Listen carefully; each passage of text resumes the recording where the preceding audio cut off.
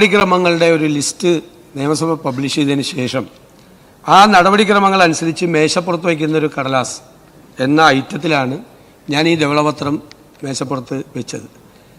അത് വയ്ക്കുക എന്നത് സ്പീക്കറുടെ അനുവാദത്തോടു കൂടി ചെയ്യുന്നൊരു കാര്യമാണ്. അത് വെച്ചതിന് ശേഷമാണ് അതിന് ശേഷമുള്ള എന്തെങ്കിലും ഒബ്ജക്ഷൻ 303 എന്തെങ്കിലും അവതരിപ്പിക്കുന്നത്, അല്ലാതെ വെക്കുന്നതിന് മുമ്പല്ല.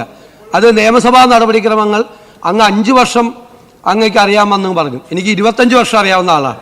ഇതാണ് നടപടിക്രമം. അങ്ങ് പരിശോധിച്ചാൽ മതി. ഇതിനു മുമ്പ് ഏത് കാര്യത്തിൽ ലീഗൽ ഒബ്ജക്ഷൻ, ഒരു ബില്ല് പോലും പൈലറ്റ് ചെയ്തിട്ടാണ് ലീഗൽ ഒബ്ജക്ഷൻ. ഇത് സംബന്ധിച്ച് ബഹുമാനപ്പെട്ട മുൻ ധനകാര്യമന്ത്രി ശ്രീ KN ബാലഗോപാൽ ഉന്നയിച്ച എല്ലാ കാര്യങ്ങളെയും വളരെ അടിസ്ഥാനരഹിതമായ കാര്യങ്ങളാണ് ഇവിടെ പറഞ്ഞത്. ഒരു ഡോക്യുമെൻറ്റും പുറത്തേക്ക് പോയിട്ടില്ല. ധനകാര്യ വകുപ്പിൻ്റെ നേതൃത്വത്തിലാണ് ഇത് തയ്യാറാക്കിയിരിക്കുന്നത്. ക്യാബിനറ്റിൻ്റെ അനുമതിയോടുകൂടിയാണ് തയ്യാറാക്കിയിരിക്കുന്നത്. ക്യാബിനറ്റിൻ്റെ അപ്രൂവൽ ഈ വൈറ്റ് പേപ്പറിനുണ്ട്. മുഴുവൻ നടപടിക്രമങ്ങൾ പബ്ലിക് ഡൊമൈനിലുള്ള ഡോക്യുമെൻ്റാണ് ഇതെല്ലാം. ഈ ഡോക്യുമെൻ്റ് ഇവിടെ ഇന്ന് വെച്ചിരിക്കുന്നത് കേരളാസ് ഫിസ്ക്കൽ ഹെൽത്ത് എന്നാണ്. കേരളത്തിൻ്റെ സാമ്പത്തിക ആരോഗ്യത്തെക്കുറിച്ചുള്ളൊരു സ്റ്റേറ്റസ് റിപ്പോർട്ടാണ് ഗവൺമെൻറ് സഭയിൽ വെച്ചിരിക്കുന്നത്. കാരണം കേരളത്തിലെ ജനങ്ങൾ അറിയണം കേരളത്തിലെ സമ്പദ് വ്യവസ്ഥയുടെ യഥാർത്ഥ ചിത്രം എന്താണ് എന്ന്. കേരളത്തിലെ ജനങ്ങൾ, സാധാരണക്കാരായ ആളുകൾ, MLA മാർ, മന്ത്രിമാർ, ജനപ്രതിനിധികൾ, ഇത് തയ്യാറാക്കുന്ന ആളുകൾ എല്ലാവരും അറിയണം. ബ്യൂറോക്രസി എല്ലാവരും അറിയണം ഇതെന്താണ് കേരളത്തിൻ്റെ യഥാർത്ഥ സമ്പദ് വ്യവസ്ഥ. ഇതെല്ലാം പബ്ലിക് ഡൊമൈനിലുള്ള വിവരങ്ങൾ മാത്രമാണ്. ഇത് നമുക്കറിയാം. ഇപ്പോൾ CDS പരിശോധിച്ചാൽ CDSൻ്റെ ചെയർമാൻ ഇതിനകത്ത് കമ്മിറ്റി അംഗമാണ്. CDSൽ എല്ലാ ഡോക്യുമെൻറ്റും ഉണ്ട്. ഗുലാത്തി ഇൻസ്റ്റിറ്റ്യൂട്ടിൽ അവരുടെ സഹകരണം ഞങ്ങൾ തേടിയിട്ടുണ്ട്. അവരുടെ എല്ലാ ഡോക്യുമെൻറ്റും ഉണ്ട്. മാത്രമല്ല എല്ലാ വർഷവും ബജറ്റിൽ പ്രഖ്യാപിക്കുന്ന കാര്യങ്ങളാണ് ഈ ഡോക്യുമെൻറ്റ്സ് എന്ന് പറയുന്നത്. എല്ലാ വർഷത്തെയും ബജറ്റിൻ്റെ ഡോക്യുമെൻറ്റിൽ, പ്ലാൻ ഡോക്യുമെൻറ്റ്, ഇതൊന്നും ഒരു രഹസ്യ സ്വഭാവമുള്ള ഒരു ഡോക്യുമെൻറ്റും ഇതിനകത്തില്ല. എല്ലാം പബ്ലിക് ഡൊമൈനിലുള്ള മുഴുവൻ ഡോക്യുമെൻറ്റുകളും കൃത്യമായി അനലൈസ് ചെയ്തിരിക്കുകയാണ്. അതിന് ഏറ്റവും വിദഗ്ധരായ 3 പേരുടെ സഹായം ഞങ്ങൾ തേടി. ക്യാബിനറ്റ് സെക്രട്ടറി ആയിരുന്ന, ഡൽഹിയിൽ ക്യാബിനറ്റ് സെക്രട്ടറി ആയിരുന്ന, സംസ്ഥാനത്തെ പ്ലാനിംഗ് ബോർഡിൻ്റെ ഉപാധ്യക്ഷനായിരുന്ന ശ്രീ KM ചന്ദ്രശേഖർ, ഏറ്റവും പരിണതപ്രജ്ഞനായ ഒരു മുൻ ഉദ്യോഗസ്ഥൻ, അദ്ദേഹം ഏറ്റവും വലിയ സാമ്പത്തിക വിദഗ്ധൻ, ഡോക്ടർ D നാരായണൻ എന്ന് പറയുന്ന എക്കണോമിസ്റ്റ്, CDSൻ്റെ ചെയർമാനായ ഡോക്ടർ വീരമണി.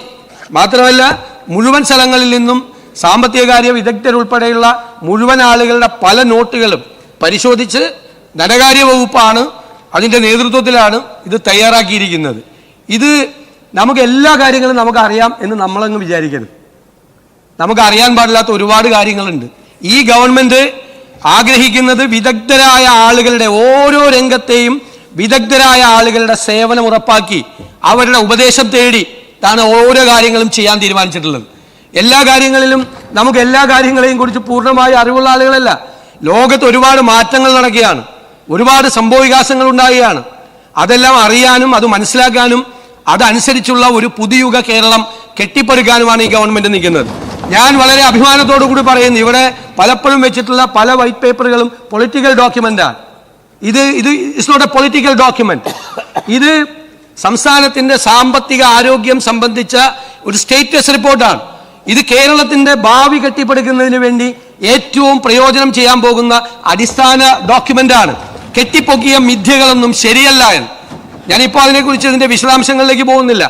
അതെല്ലാം വായിച്ചു നോക്കിയിട്ട് എല്ലാവരും മനസ്സിലാക്കിയാൽ മതി. കെട്ടിപ്പൊക്കിയ മിഥ്യകൾ ഒരിക്കലും ഒരു സംസ്ഥാനത്തിൻ്റെ സമ്പദ് വ്യവസ്ഥയും ഒരു പ്ലാനും തയ്യാറാക്കുമ്പോൾ അതിൻ്റെ അടിസ്ഥാനപരമായ കാര്യങ്ങൾ പോലും ശ്രദ്ധിക്കാതെ സമ്പദ് വ്യവസ്ഥയുടെ അടിത്തറ കുഴിമാന്തുന്ന സംഭവങ്ങൾ ഇതെല്ലാം നമ്മൾ അറിയണ്ടേ? നമ്മൾ അറിയണമെങ്കിൽ വിദഗ്ധ ഉപദേശം വേണം. ആ വിദഗ്ധ ഉപദേശം ഈ സർക്കാർ ഇനിയുള്ള എല്ലാ കാര്യങ്ങളിലും നേടിക്കൊണ്ടായിരിക്കും മുന്നോട്ട് പോകുന്നത്.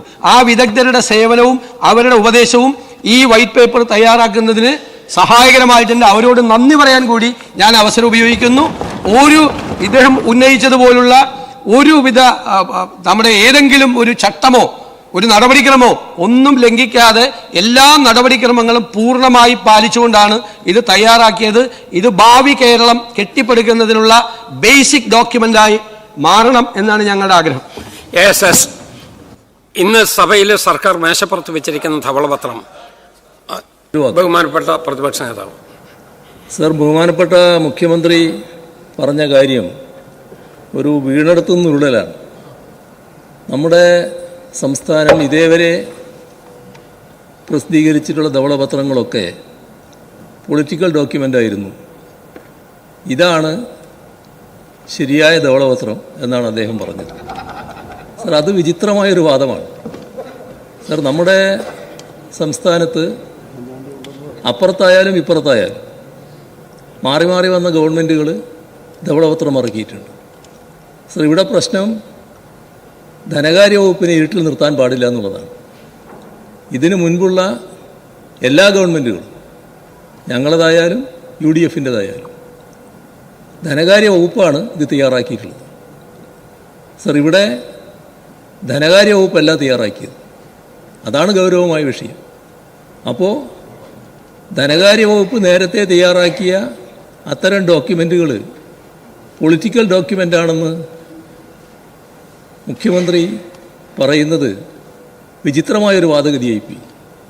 സർ, ഇതാണ് പൊളിറ്റിക്കൽ ഡോക്യുമെൻ്റ്. അത്തരമൊരു പൊളിറ്റിക്കൽ ഡോക്യുമെൻ്റ് ഇവിടെ കൊണ്ടുവന്നത് തീർത്തും അനുചിതമായ നടപടിക്രമമാണ്. സർ, ഉപദേശം തേടുന്നവരെ പറ്റി ഞങ്ങൾക്കാർക്കും വ്യത്യസ്ത അഭിപ്രായമില്ല.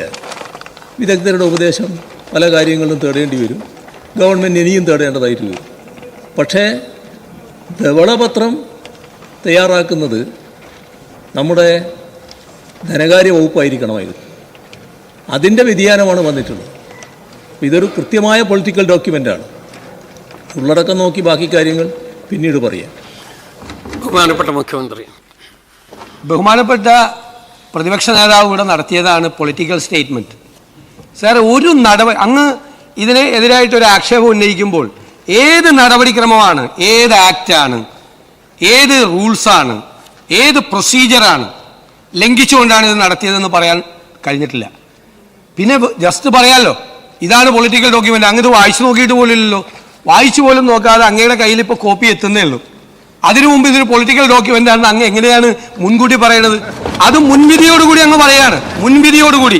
അതിൻ്റെ അതേ കവർ എത്തുന്നേ ഉള്ളൂ. അവിടെ ആ കവർ എത്തുന്നേ ഉള്ളൂ. എൻ്റെ കയ്യിൽ കിട്ടിയ, ഞങ്ങൾ ക്യാബിനറ്റ് പരിശോധിച്ചുകൊണ്ട് എനിക്കറിയാം, അങ്ങ് ഇത് കണ്ടിട്ട് പോലുമില്ല.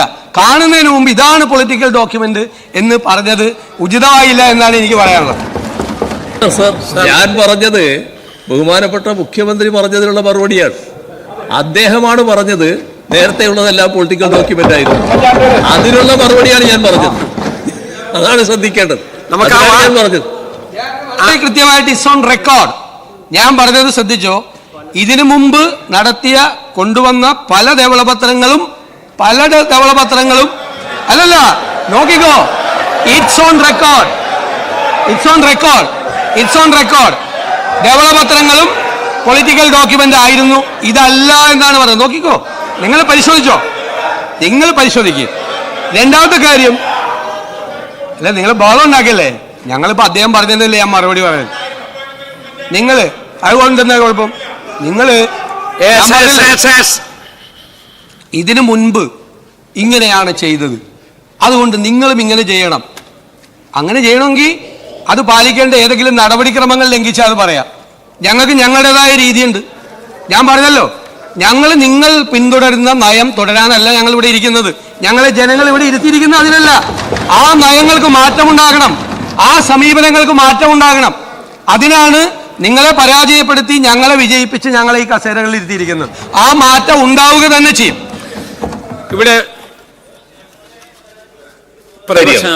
ഇവിടെ നടപടിക്രമങ്ങളുടെ ലംഘനം ഉണ്ടാകരുത് എന്നുള്ളതാണ് ഞങ്ങൾ ഉദ്ദേശിച്ചത്.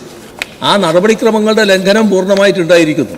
അത് തെരഞ്ഞെടുപ്പ് വിജയം കൊണ്ട് എന്തുമാകാം എന്ന നിലയിൽ മുഖ്യമന്ത്രി പറയുന്നത് ശരിയായ നടപടിയില്ല. അത് ശരിയായ ക്രമമല്ല.